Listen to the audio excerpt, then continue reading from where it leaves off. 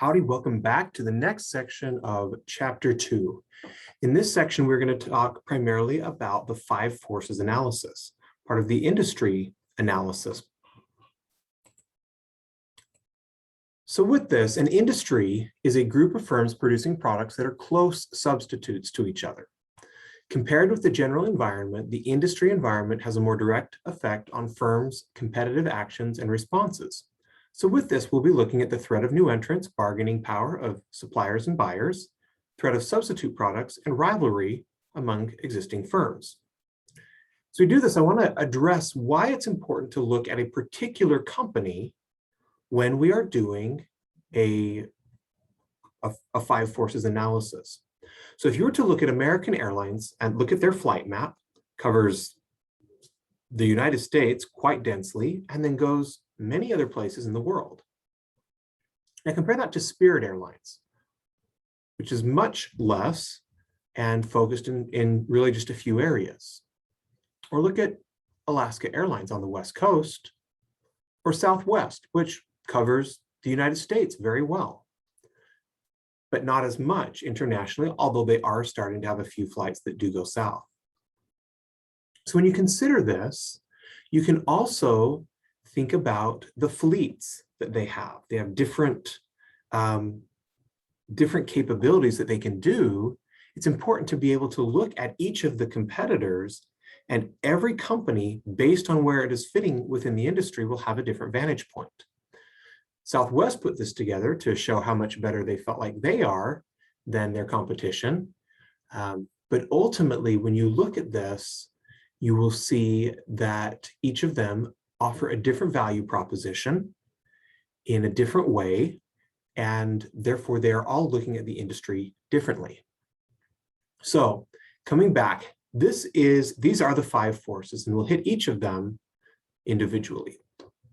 So with the threat of new entrants, it's important to identifying new entrants is important because they can threaten the market share of existing competitors. How likely firms will enter an industry is a function of two factors: barriers to entry and the retaliation expected from current industry participants. So barriers to entry, when we look at that, is what would keep new firms from coming into an industry. Companies competing within a particular industry study entry barriers to determine the degree to which their competitive position is protected from new entrants. Firms considering entering an industry study entry barriers to determine the likelihood of being able to successfully enter an industry. If we were to talk about two different industries, let's say semiconductors and lawn mowing. With semiconductors, there would be a lot of difficulty simply to get into the industry. The technological knowledge, the patents, the engineers, the manufacturing facilities, each one of these can cost $5 billion for each manufacturing plant. There are a lot of barriers that somebody who wanted to come in as a new startup would have a very hard time getting over. But if we look at a lawn mowing business, for a few $100s, I can buy a lawnmower and a weed eater and a few other things, and I would be able to get started very quickly, very easily. The barriers are much lower. It's much easier to get in. So here we'll look at economies of scale, product differentiation, capital requirements, switching costs for customers if they switch from wherever they're getting their product or service before to your company or any new company. What costs go with that? Do they have to buy other new products to go with that? Is there other infrastructure that needs to be put into place? We'll look at distribution channels. Where are you going to sell your product? Not everybody gets to put their product on the shelves at Walmart, for example. That is an entry barrier to being able to sell at a large scale if you can't find shelf space at large retailers. There are cost disadvantages, independent of scale, maybe geographic location, or maybe natural resources available. And then we also have government policy. Economies of scale is simply the cost of producing each unit declines as the quantity of a product produced during a given period increases. A new entrant is unlikely to quickly generate the level of demand for its product that would allow it to develop economies of scale. With product differentiation, customers come to a point where they trust and believe that a particular product is of very high quality. They may come to believe that a firm's product is unique and consistently purchase that firm's product.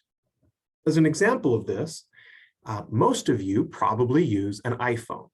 And if I were to ask you, if we could get everyone together and have a poll and ask who is willing to buy an Android phone if you currently use the iPhone, most of you would probably say no. Therefore, a new entrant that wants to get into the smartphone industry would have a lot of work to do to be able to convince all of you iPhone users to try and do something else. To combat the perception of uniqueness, new entrants frequently offer products at lower prices. At what point are you no longer willing to spend $800 or $1,000 for an iPhone and are willing to pay for a $50 option that functions? Somehow, if a firm wants to do that or compete on price, and there are many options in the several few $100 range, there may or may not be sufficient quality to make that happen. This could result in lower profits or even losses for a firm if they're unable to, or if they're unable to compete on price or on quality.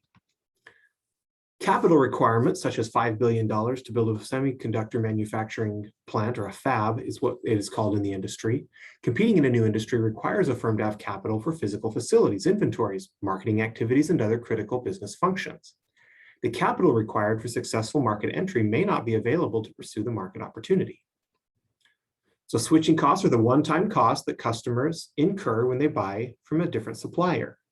For example, if you were to move from an iPhone to an Android, would you be able to take your iTunes library with you?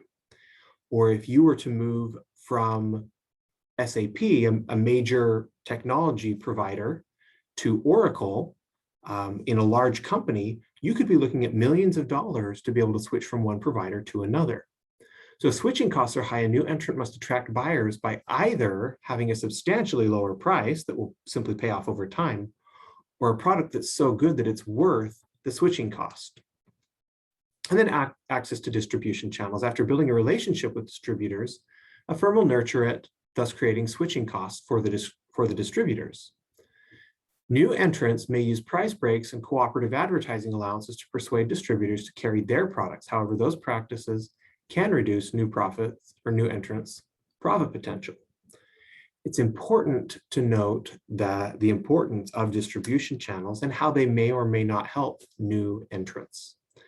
There are also cost disadvantages independent of scale. Successful competition requires new entrants to reduce the strategic relevance of cost disadvantages held by established competitors that cannot be duplicated, such as proprietary technology, favorable access to raw materials, desirable locations, or even government subsidies. And then that, of course, brings us to government policy, where government decisions and policies can control entry into an industry using things like licenses and permits, deregulation, antitrust issues. They can all influence how easy it would be or how difficult it would be for a new entrant to come into an industry. Next, we look at the bargaining power of suppliers. So suppliers can exert power over firms competing within an industry by increasing prices and reducing the quality of their products.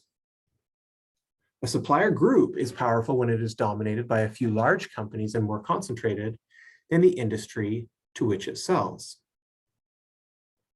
Satisfactory substitute products are not available to industry firms. Industry firms are not a significant customer to the supplier group. Suppliers' goods are critical to buyers' marketplace success. The effectiveness of suppliers' products has created high switching costs for industry firms, where it poses a credible threat to integrate forward into the buyer's industry.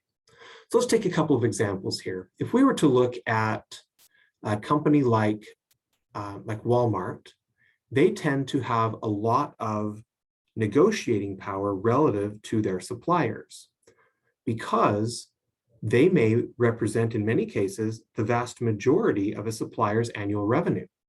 If that supplier were to stop selling to Walmart, they might not have much of a market remaining. And therefore, Walmart has a lot more negotiating power and the supplier does not. You may also look at a point where there's a large supplier that supplies many small buyers with whatever it is that they need. those suppliers may not make up, or those buyers may not make up a very large portion of what that supplier is providing. And each individual customer may not be all that important. When I walk into the grocery store, I'm really not all that important. I don't get to go in and ask for better pricing simply because I'm buying 3 gallons of milk instead of 1. Some suppliers simply do not have, either do or do not have significant bargaining power, and that will be unique based on who the buyer is as well. Then we look at bargaining power of buyers. So to reduce their costs, buyers want to get higher quality, greater levels of service, and lower prices. So customers or buyer groups are powerful when they can purchase a large portion of an industry's total output. When the sales of the product being purchased account for a significant portion of the seller's annual revenues. So take again the example of me walking into the grocery store. If they're my supplier, they have the negotiating power. I really don't. Or if you look from the standpoint of the grocery store, the buyer doesn't have very much bargaining power when they don't account for a significant portion of the seller's revenue. Buyer groups are also powerful when they could switch to another product at little, if any, cost. How quickly could your buyer decide that they're no longer going to buy from you? If they can do that easily, then they have a lot of power in the negotiation. And when the industry's products are undifferentiated or standardized, and the buyers pose a credible threat if they were to integrate backwards into the seller's industry. Could your buyer start doing what you do? If they could, then it's probably not a situation where you want to push them too far. We have the threat of substitute products. So substitute products are goods or services from outside a given industry that perform similar or the same functions as a product that the industry produces. So it's important that this is outside of a given industry. For example, if we were to look at the fast food industry, we would see that a substitute would not be another fast food provider, certainly not another fast food hamburger provider. A substitute product might be something like going to the grocery store, or it might be going to a high-end restaurant, which operates in a different industry environment. Substitute products are where you can meet the same need in a different way. To give you another example of this, substitutes, a substitute for an airline or for a flight, for air travel, could be something like driving a car or taking a train. They can perform a similar function within reason. They each have their benefits.